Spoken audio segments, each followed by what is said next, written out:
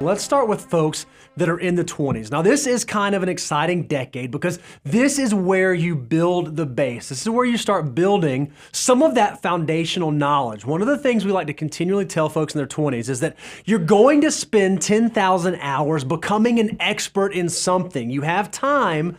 Make sure you choose how you use that time wisely. Yeah, and I also think this is because of the exponential growth opportunity. A lot of you might be feeling pressure because I don't have a lot of resources. I don't make a ton of money.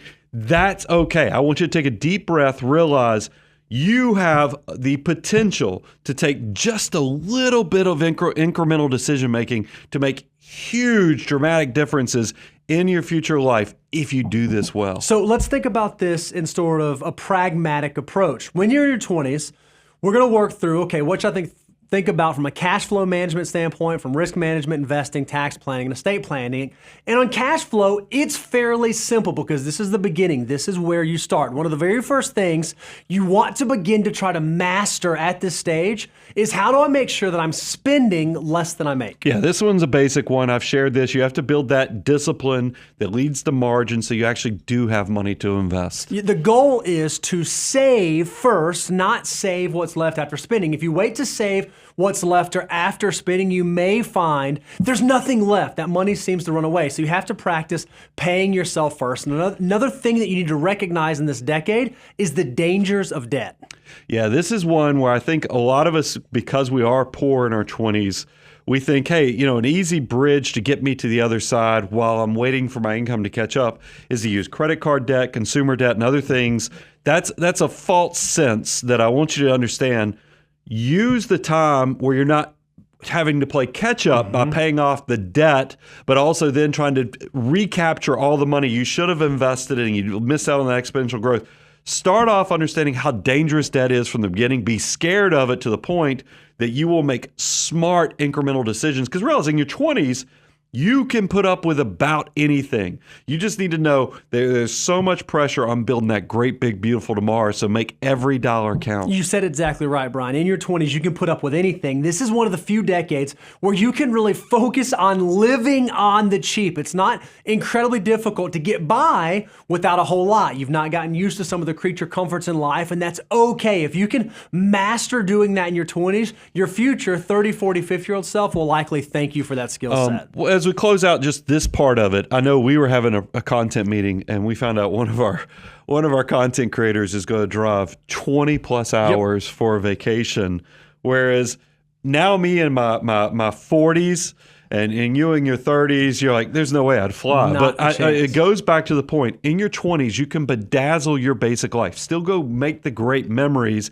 It doesn't have to be super luxurious because you're still discovering everything. And the newness of the adventure kind of really gives you a lot of opportunity to still create fulfilling memories that blossom in the long term without having to spend a ton of money. All right, so let's talk now about some risk management stuff that you want to think about in your 20s. And again, the first one is fairly simple. You want to make sure you have your deductibles covered. That's right, it's step one, Brian, you want to hold it up? Of the financial order of operations. You want to make sure that if you have health insurance deductibles, if you have auto insurance deductibles, if you have homeowners deductibles, you want to make sure that you have enough saved up that you can at least cover those items to make sure you can keep your house out, keep your life out of the ditch. Yeah, I just want to make sure you don't make desperate decisions because that's what sometimes people will get themselves in situations where they have to go use credit card debt or some other payday loans, whatever the bad decision is to get them through the emergency of the day. If you will have your deductibles covered, it really will protect you from having to make those desperate decisions that will set your financial life backwards. It's amazing how many folks screw this up. We know that right now, 57% of Americans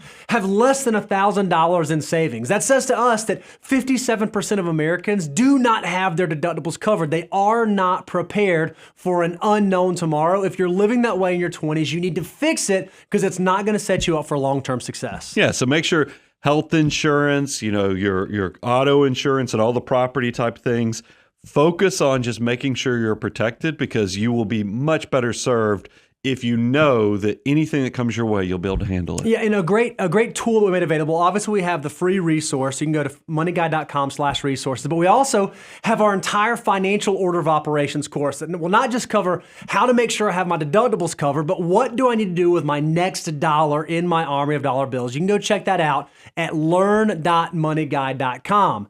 You just said this, Brian. You want to make sure you have all the appropriate insurances in place. You want to have your health insurance in place, your property insurance in place, because now in your 20s is the time where you have to start acting like an adult. You have to start protecting the things that you own, and so you want to make sure you're not neglecting those very important parts. Yeah, and after you get through the basics of just having deductibles covered, it makes sense to also start thinking about building up that 3 to 6 months of cash reserves just in case you have job layoff or something else that comes your way that's unexpected.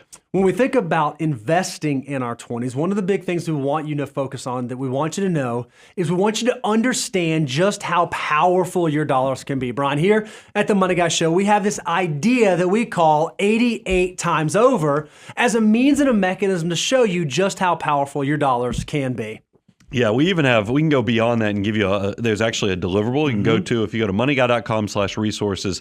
Actually go see what a dollar has the potential to become. I think if you understand this, you'll not only think about how excited you are for investing every dollar that comes in your control, you'll think about how you spend money, because it's going to be much harder for you to have an $800 car payment if you know what that actually means to you, that especially if you're like an early 20-something. Yep. I mean, that $800 a month car payment literally could be costing you hundreds of thousands of dollars in the future, if not $1 million.